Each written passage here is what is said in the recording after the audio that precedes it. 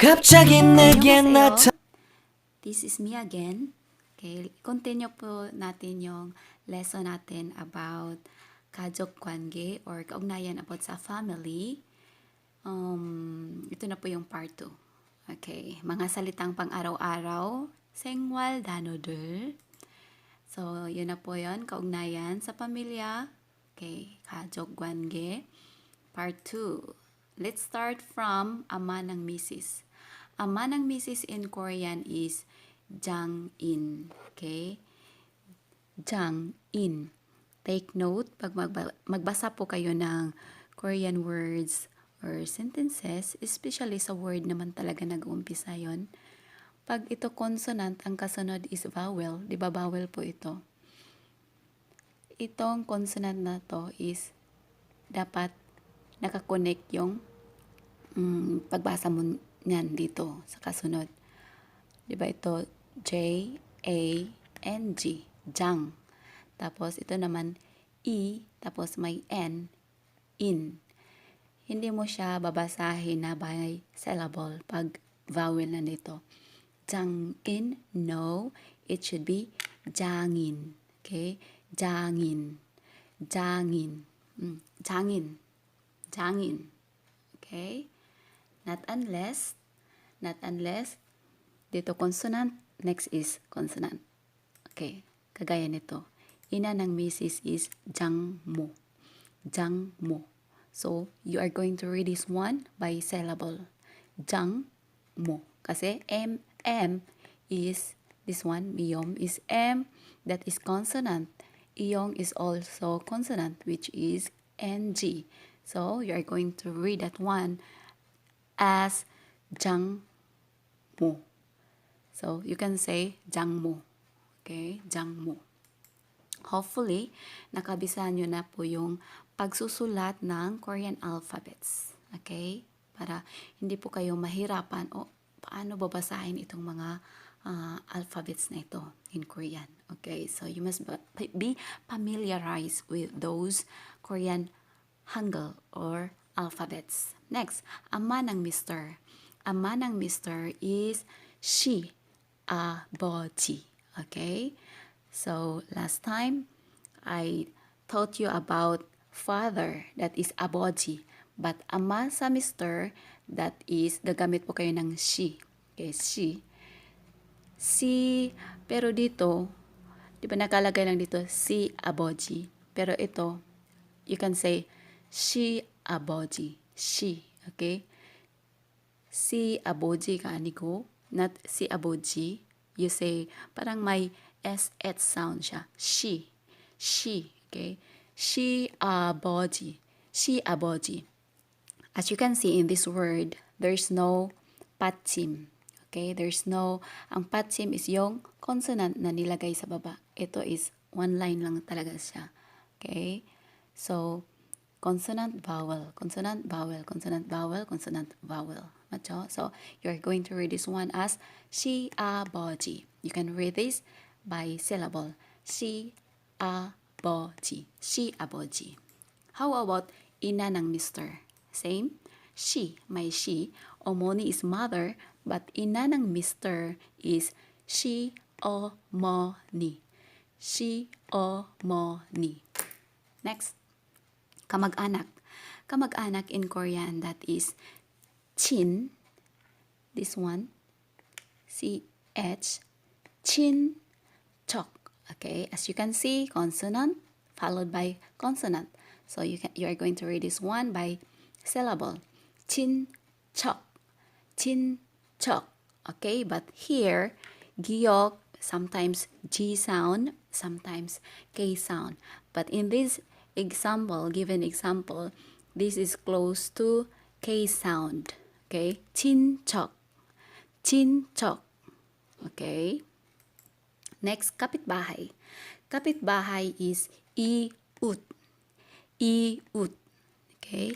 I, tapos ut. Ito siya is S, di po ba? S. Siyot. But, pag binasa nyo po itong, pag ganito lang na word, that sound T. Okay? Not unless may kasama po siya ditong halimbawa, may vowel na kasama. Halimbawa, a. Iusa. Iusa. Okay, it becomes iusa. But in this word, pag ito lang po ang babasahin, iut. Iut. Okay, iut. Okay, pag binilisan nyo, I'm sorry, nabulol ako, ganun talaga ako. Iut. Okay, iut. Okay, kapitbahay. Bahay in Korean is jeep. So you can say iut jeep. Same lang din yung meaning niya, kapitbahay. Okay, next. Tiyo sa ama. Tiyo sa ama. Tiyo sa ama. Okay, that is samchon.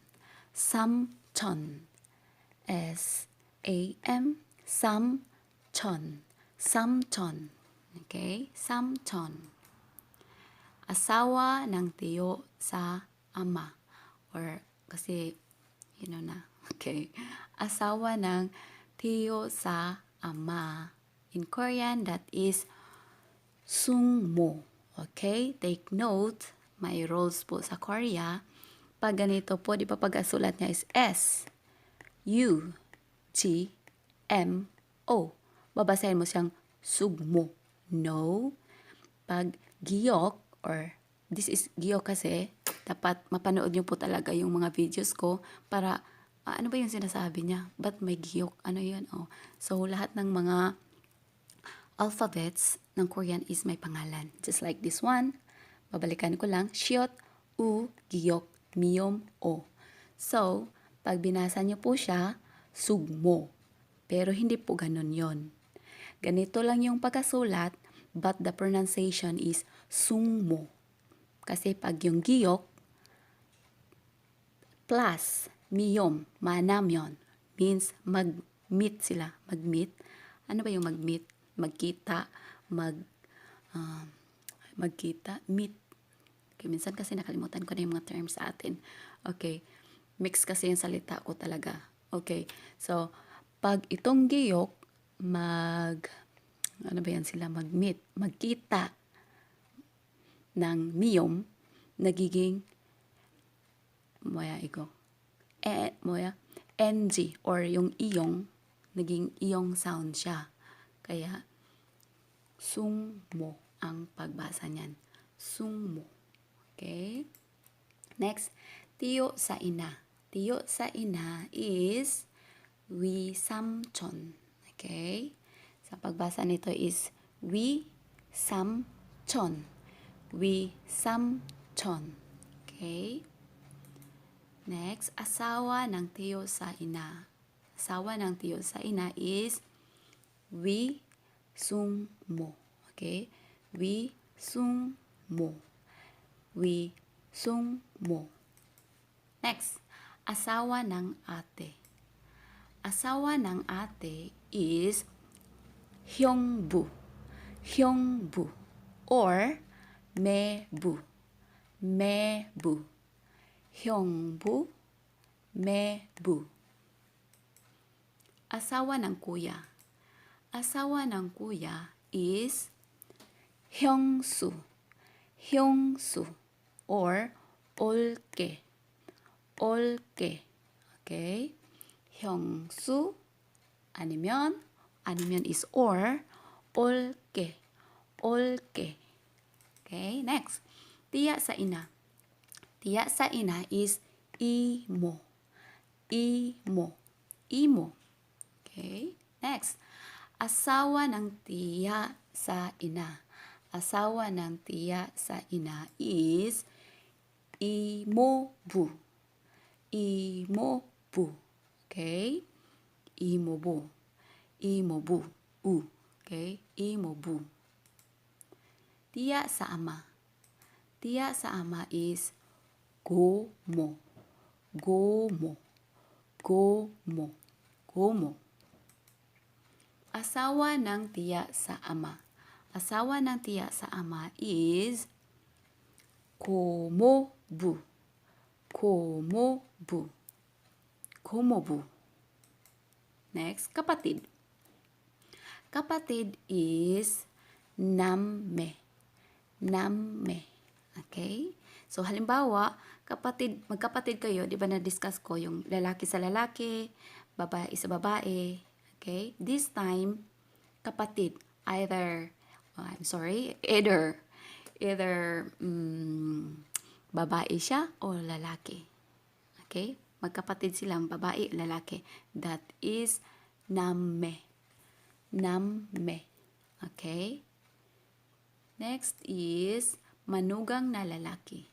Manugang na lalaki is sawi. Sawi. Sawi. Okay, sawi. Manugang na lalaki. Manugang na babae is 며느리. 며느리. Okay, this one sound This one is 여. 그래서 며. Okay? kahit na o siya, o sorry is sound, hindi ganun yung sound niya. Kumbaga, may m siya dito, tapos 여. 그래서 며. 그다음에 n. Okay? n. Take note po dito kasi sa atin iba, 'di ba? Pag magbasa tayo nito, 며느리. 맞죠? No, it's not. It should be 며느리. 며느리. Okay? 며느리. Okay. So, next. It's review time. Okay. So, basahin niyo po yung mga tinuro ko sa inyo. Kung mabasa nyo ba yung right pronunciation at alamin nyo na rin po yung mga terms in Korean. Okay, I'll give you time. Okay, start.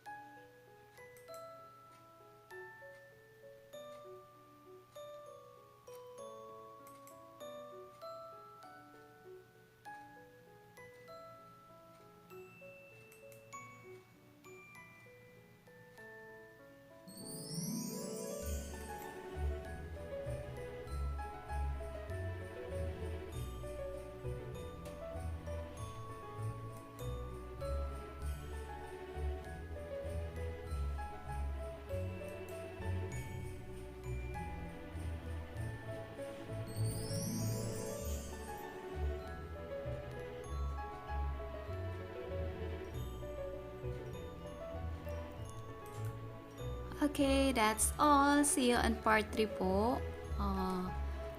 Hopefully, marunong na po kayo magsulat ng mga Korean alphabets and practice niyo po yung pagbabasa ng Korean para pag pupunta na tayo sa mga sentences, is hindi na po kayo mahirapan basahin yung mga sentences.